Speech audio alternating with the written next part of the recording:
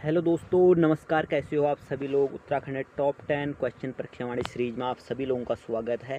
हर बार की तरह शुरू से शुरू करेंगे। चलिए चलते हैं प्रश्न नंबर 1 की ओर।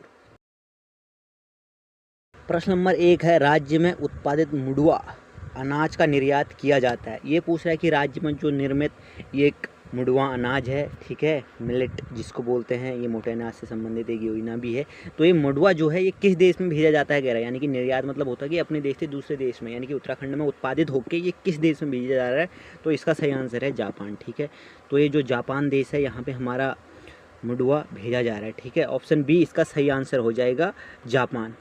अब बढ़ते हैं क्वेश्चन नंबर अगले की ओर। क्वेश्चन नंबर 2, राज्य में सर्वाधिक क्षेत्रफल पर खेती की जाने वाली 2 फसलें, यानी कि राज्य की 2 जो प्रमुख फसलें हैं जिनकी खेती सबसे ज़्यादा राज्य में की जाती है वो कौन कौन सी है, ये पूछ रहा है।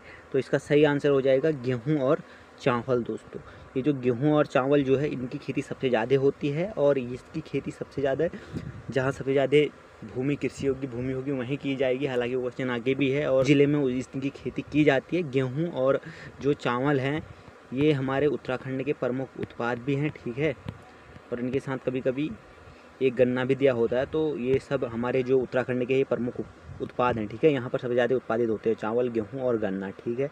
तो यहाँ पे जो सर्वाधिक 2 फसलें हैं वो गेहूँ और चावल है। ऑप्शन ए इसका सही आंसर हो जाएगा। चलिए बढ़ते हैं अगले क्वेश्चन की ओर, क्वेश्चन नंबर 3 की ओर। क्वेश्चन नंबर 3 है, चावल का सर्वाधिक उत्पादन किस जिले में होता है। क्वेश्चन आ गया, चावल का सर्वाधिक उत्पादन किस जिले में होता है कह रहा है, ठीक है। जो धान की खेती है वो सबसे ज़्यादा किस जिले में होती है। तो इसका आंसर है उधम सिंह नगर। यानी कि आप लोग जानते हो उधम सिंह नगर जो है वो तराई क्षेत्र की ओर है। यहाँ नीचे दक्षिण में ऐसे है उधम सिंह नगर, अगर आपने मैप में देखा होगा। तो यहाँ क्या है कि खेत बहुत बड़े बड़े होते हैं, ठीक है, पहाड़ के हिसाब से। जैसे ऊपर हमारे रुद्रप्रयाग या उत्तरकाशी इन जगहों में खेत ऐसे ऐसे होते हैं कि पर्वत, यानी कि सीढ़ीनुमा खेत होते हैं। पर्वत में उतनी कृषि योग्य भूमि होती नहीं है। तो सबसे ज़्यादा कृषि योग्य भूमि जो उधम सिंह नगर में है, ठीक है। तो वहीं पे सबसे ज़्यादा क्या होती है, धान की खेती होती है, क्योंकि वहाँ पे प्लॉट है, और प्लॉट है तो उनमें धान की खेती करना आसान होता है, अच्छी धान की उपज भी होती है, ठीक है। तो इसका सही आंसर हो जाएगा ऑप्शन डी, उधम सिंह नगर। अब बढ़ते हैं क्वेश्चन नंबर अगले की ओर, क्वेश्चन नंबर 4 की ओर। क्वेश्चन नंबर 4 है, कौन सा जिला चाय उत्पादन के लिए प्रसिद्ध है। यानी कि जो चाय उत्पादन होता है वो कौन सा जिला है वाल जहाँ सबसे ज़्यादा चाय उत्पादन होता है या जो प्रसिद्ध है। तो इसका सही आंसर हो जाएगा नैनीताल।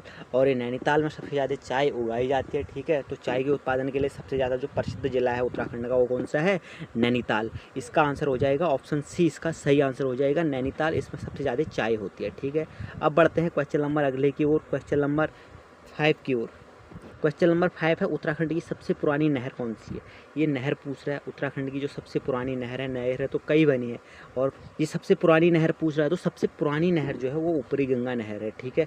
ये जो ऑप्शन बी में है ये आंसर सही हो जाएगा। उत्तराखंड की जो सबसे पुरानी नहर है वो ऊपरी गंगा नहर हो जाएगी।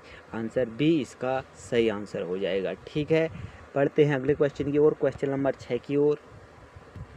क्वेश्चन नंबर 6 है, उत्तराखंड में रागी कहा जाता है, ठीक है। यानी कि जो रागी है वो किसका वो नाम है, ठीक है, या दूसरा नाम है। रागी किसका दूसरा नाम है ये पूछ रहा है। तो इसका सही आंसर है ऑप्शन डी, मडुआ। ये मडुए को क्या कहते हैं, रागी कहते हैं। क्वेश्चन आ चुका है, ठीक है, कई एग्जामों में ये क्वेश्चन पूछा चुका है। कई बार इसको यूके SSS पूछ चुका है, और कई बार इसको यूके PSC भी पूछ चुका है, ठीक है। ये रागी किसको कहा जाता है करके, क्योंकि बहुत लोगों को पता नहीं होता कि रागी मडुआ को कहा जाता है। तो इसका सही आंसर हो जाएगा ऑप्शन डी, मडुआ, ठीक है। रागी उत्तराखंड में किसको कहा जाता है, मडुआ को कहा जाता है।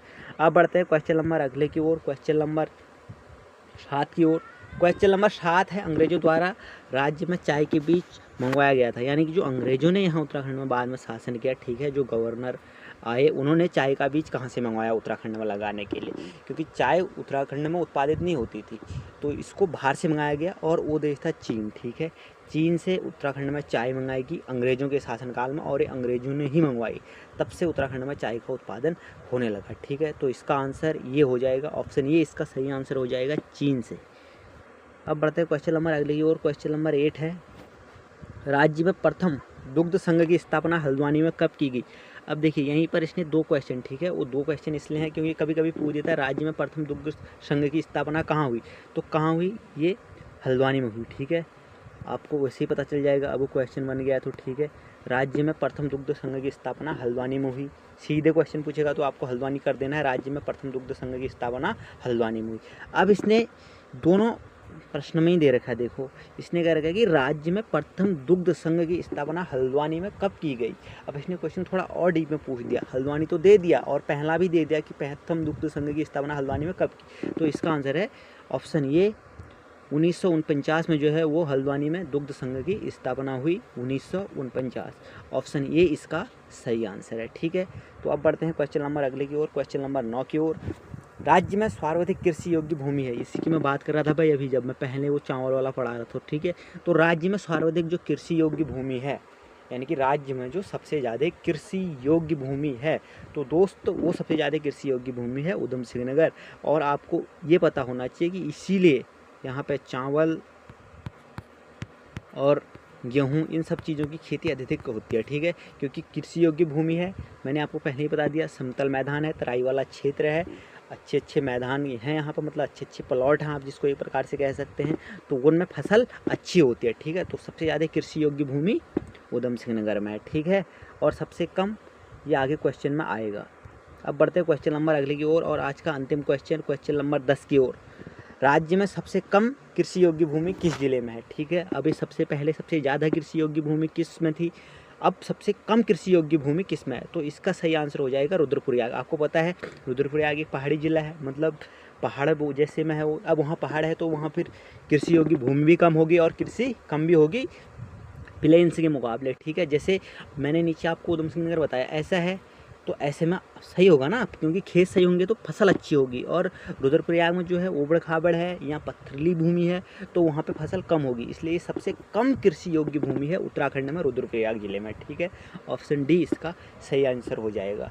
तो दोस्तों आज के टॉप 10 क्वेश्चन ख़त्म होते हैं और आपने अपना टाइम दिया, इसके लिए thank you so much for watching. मिलते हैं किसी नेक्स्ट वीडियो में, तब तक के लिए वीडियो को लाइक करना, वीडियो पसंद आए तो चैनल को सब्सक्राइब करना, अपने दोस्तों के साथ शेयर जरूर करना। Thank you so much for watching, bye.